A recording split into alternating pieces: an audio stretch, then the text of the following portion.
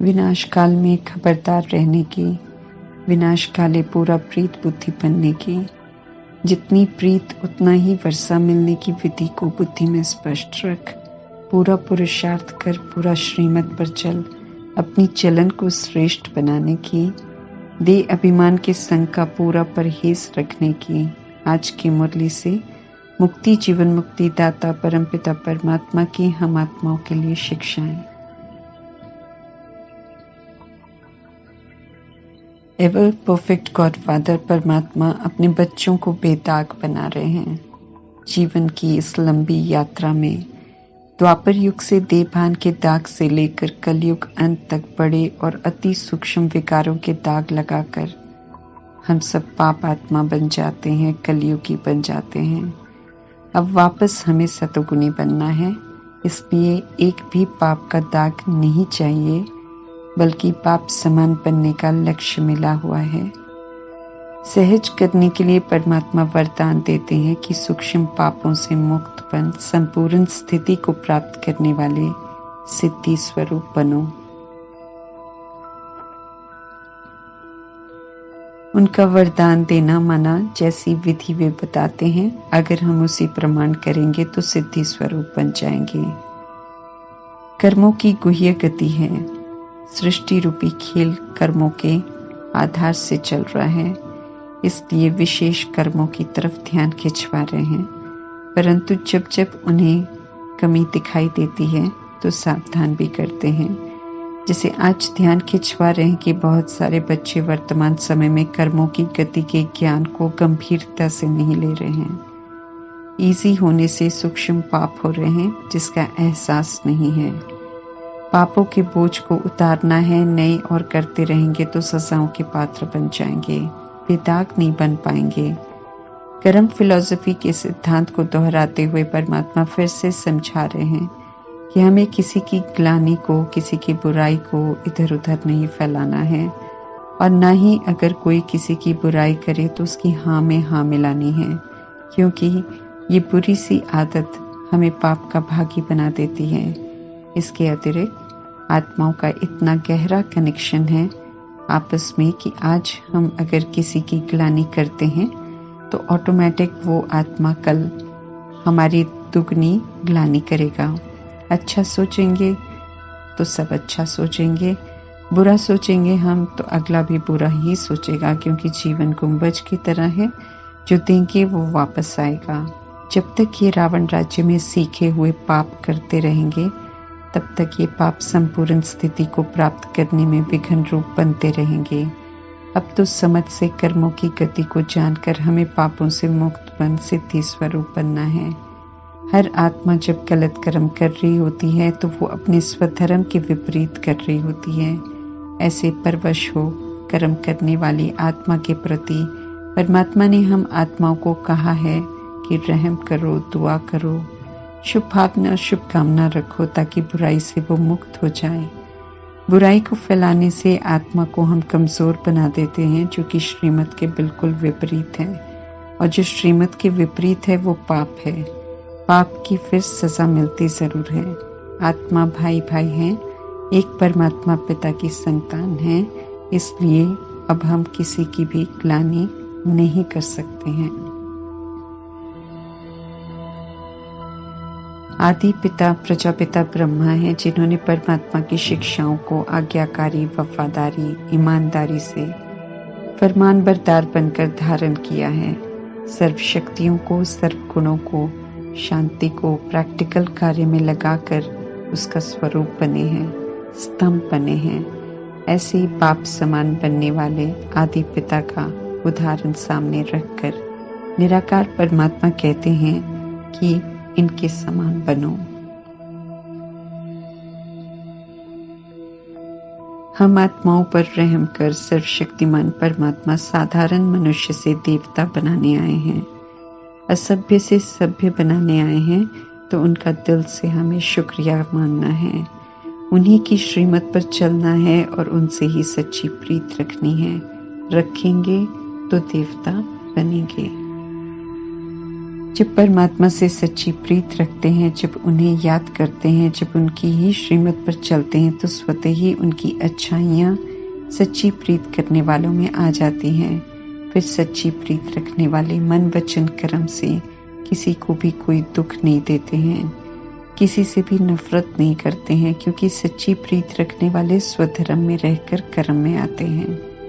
मन वचन कर्म से हम तब दुख देते हैं जब देह के भान और अभिमान में रहकर हम सोचते हैं, बोलते हैं, कर्म करते हैं। यहाँ दैहिक सुख या इंद्रियों के सुख की बात नहीं है, वो तो वैसे ही थोड़े समय का होता है, फिर तो दुख शुरू हो जाता है। मन वचन कर्म से दुख नहीं देना अर्थात आत्मिक सुख देना। आत्मा जब सतोगुणी स्वरूप में रहती है तो पवित्रता, सुख, शांति, रूहानी प्रेम, आनंद, शक्ति और ज्ञान के गुणों को यूज करती है। इन्हीं गुणों से सभी को मन वचन कर्म से सुख दे सकते हैं। जब इन गुणों का अभाव होता है तब हम मन वचन कर्म से दुख देते हैं। जिसका एहसास नहीं होता है और एक दूसरे को दोष देते हैं कि दुख दिया, परमात्मा समझ देते हैं कि हम आत्माएं स्वधर्म के विपरीत होकर दुख का लेन देन करते हैं। जब सभी सतोगुणी बन जाएंगे तो कभी भी किसी को दुख नहीं देंगे। आत्म अभिमानी जीव आत्मा ही मनसा वाचा कर्मणा सुख दे सकती है। हमें यहाँ अच्छी तरह समझना है कि कोई विकारों का सुख मांगे तो ये सोचकर उन्हें सुख नहीं देना है कि भगवान ने कहा है कि मन वचन कर्म से किसी को दुख नहीं देना है। मायावी सुख मांगने वाले बहुत आएंगे, लेकिन किसी भी विकार के वश होकर कोई विकारी सुख नहीं देना है। परमात्मा से सच्ची प्रीत रखकर खुद को आत्मा समझकर चलने वाले विश्व की सर्व आत्माओं को आत्मिक रूप में ही देखेंगे और सभी को एक प्रकार से देखते हुए सभी का एक समान भला सोचेंगे। किसी को भी मन वचन कर्म से कभी भी दुख नहीं देंगे। परमात्मा से सच्ची प्रीत रखकर वे परमात्मा की तरह सभी को समान दृष्टि से देखने के अभ्यासी बन जाते हैं। परमात्मा पिता को वे सच्चा सच्चा पोता मिल देते हैं। बुरे संग अर्थात देह अभिमान में रहने वालों का संग नहीं करते हैं। कोई भी देह अभिमान का संग कुसंग है जो परमात्मा की शिक्षाओं के विपरीत लेकर जाता है। परमात्मा का संग सच्चा संग है जो सही मार्ग पर लेकर जाता है। तो परमात्मा के संग में रहने का हमें अटेंशन जरूर रखना है। उल्टे से सुलटा, कलयुगी से सतयुगी, तमोगुनी से सतोगुनी बनना है, इसलिए धीरज तो जरूर रखना है। ये थोड़ा सा समय है परमात्मा से सच्ची प्रीत रखने का, और वो भी कल्प में एक बार मिलता है। तो हमें खुद की प्रीत को चेक करना है कि कहाँ तक सच्ची है। सच्ची होगी तो उनकी हर आज्ञा का पालन करेंगे, जैसे मातेश्वरी और प्रजापिता ब्रह्मा करते थे। उन्होंने परमात्मा को छोड़ किसी और को देखा ही नहीं, न याद किया। सभी की प्रीत नंबरवार है, इसमें अपनी अपनी चेकिंग हमें खुद करनी है। द्वापर युग में देह का भान आता है, फिर धीरे धीरे बढ़ता है। जैसे जैसे बढ़ता है भूलें होती हैं जो बाद में जाकर पाप का रूप लेती हैं। जैसे जैसे कर्मों में बदलाव आता है वैसे वैसे दुख मिलता है, धीरे धीरे दुख बढ़ते हैं। आज तमो प्रधान है, उल्टे कर्मों को सही समझते हैं, इसलिए पाप ज्यादा है तो दुख अशांति भी ज्यादा है। देह का भान आने से ही आत्मा स्वधर्म के विपरीत होती है, अशांति का अनुभव करती हैं, इसलिए भक्ति की शुरुआत करती हैं। परमात्मा को नहीं जानते हैं, लेकिन निराकार परमात्मा की यादगार शिवलिंग बनाकर पूजते हैं। एक की ही पूजा करते हैं, इसलिए उसे अव्यभिचारी सतोगुणी भक्ति कहते हैं। जब देह का वाहन बढ़ता है और एक की भक्ति करने से अशांति दूर नहीं होती, तो देवी देवताओं की पूजा शुरू करते हैं, जिसे व्यभिचारी रजोगुणी भक्ति कहते हैं। कलयुग में विकार चरम सीमा पर पहुंच जाते हैं तो दुख अशांति और बढ़ते हैं। मनुष्य पत्थर बुद्धि बन जाते हैं तो भक्ति भी तमोगुणी हो जाती है।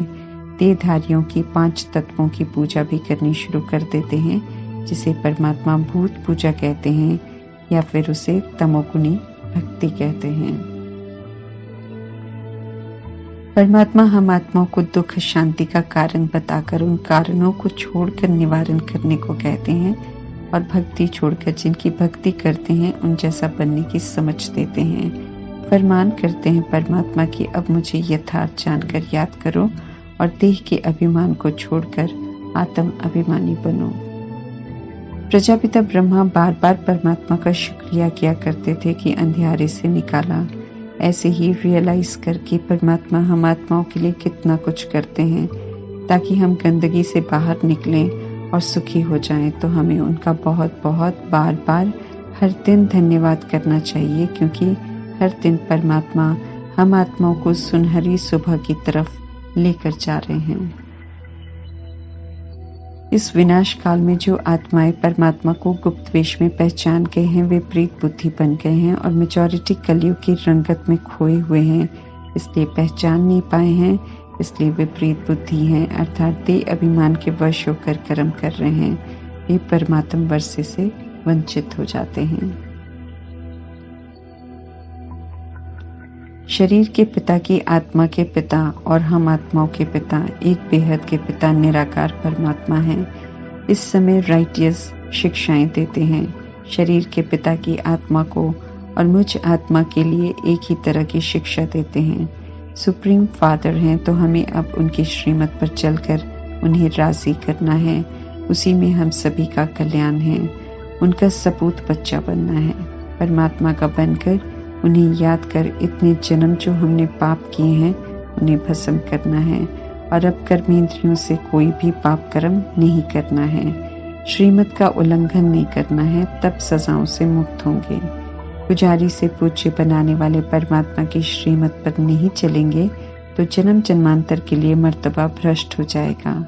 यहाँ भ्रष्टाचारी कर्म है, विकार में जाना, और उसका परिणाम नई दुनिया में भ्रष्ट मर्तबा मिलता है।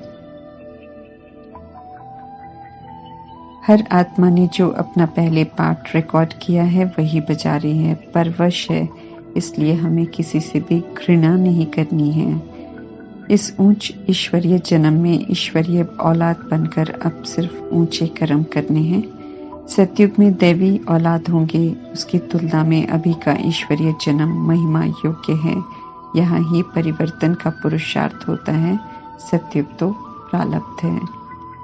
जगदम्बा से 21 जन्मों का वर्षा मिलता है, अर्थात ईश्वरीय जन्म में जगदम्बा की आत्मा अनेकों का संबंध परमात्मा से जुड़वाते हैं, जो परमात्मा का बनकर फिर 21 जन्मों का वर्षा लेते हैं।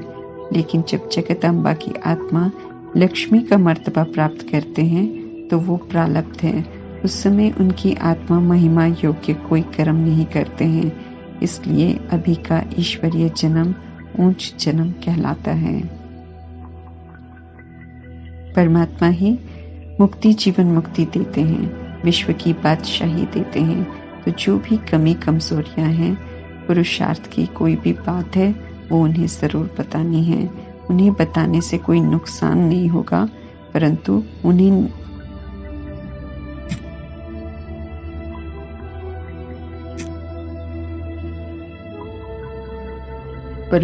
उन्हें नहीं बताने से हमारा पूरा नुकसान होगा। इसलिए परमात्मा कहते हैं कि उन्हें हर बात जरूर बतानी है, अपना पोता में जरूर स्पष्ट करना है, तभी वे हमें राइटियस समझानी देंगे। नई राजधानी राम राज्य पर स्थान स्थापन कर रहे हैं परमात्मा। ये बात बुद्धि में नहीं बैठती है, इसलिए योग लगा नहीं रहता, इसलिए भी हम सदा खुश नहीं रह पाते हैं। परमात्मा को परम धाम में याद करो, ऐसा कहते हैं परमात्मा, ताकि हम आत्माओं को अपना घर भी याद आए जहाँ जाना है। याद आएगी तो अवस्था भी निराकारी बनेगी, शरीर से अटैचमेंट छूटेगा। कोई भी चीज अगर परंपरा है तो सतयुग से शुरू होनी चाहिए। द्वापर युग से शुरू हुई भक्ति, शास्त्र, देह अभिमान, गंगा स्नान, पूजा पाठ को विकार को परंपरा नहीं कह सकते हैं, क्योंकि सतयुग में ये रजोगुणी और तमोगुणी रीति रस्म नहीं होते हैं। परमात्मा की बातों को समझकर फिर रिवाइज भी करना है। बलवान माया से भी अलर्ट रहना है, उससे हार नहीं खानी है। ईश्वरीय पढ़ाई की वैल्यू को समझना है। हीरा बना रहे हैं तो हमें हीरा बनना है, तभी वैल्यू होगी। समय है वर्थ पाउंड बनने का, तो वर्थ नॉट अ पेनी वाला कोई भी कर्म नहीं करना है। हंस बनना अर्थात परमात्मा की श्रीमत पर चलना, बगुला अर्थात परमात्मा की श्रीमत पर नहीं चलना। जो विकार में जाते हैं उनके हाथ का नहीं खा सकते हैं, क्योंकि खाने से उनकी अपवित्रता का प्रभाव खाने द्वारा जरूर हम पर पड़ेगा, जो बुद्धि को विचलित कर देगा, उल्टा कर्म भी करा देगा। जैसे उनके मन की स्थिति होगी उसका असर जरूर पड़ेगा, जो कि हानिकारक साबित होगा। दुनिया खलास होने से पहले लायक बनना है, हमें अच्छा मर्तबा लेना है। दास दासी बनने वाला हमें कोई कर्म नहीं करना है। परमात्मा को और ड्रामा के चक्र को याद करना है। चक्र में स्व का दर्शन अर्थात अनादि आदि दर्शन करते रहना है बुद्धि से, ताकि पुनः वैसा बने। जितना नॉलेज की स्मृति में हम रहेंगे उतना लाइट हाउस का कर्तव्य निभा सकेंगे, औरों को भी सही राह दिखाने के निमित्त बन सकेंगे। खुद शांति धाम सुख धाम की स्मृति में रहेंगे तो औरों को भी स्मृति दिला सकेंगे। परमात्मा द्वारा मिली हुई जिम्मेवारियों को पूरा कर सकेंगे। ओम शांति।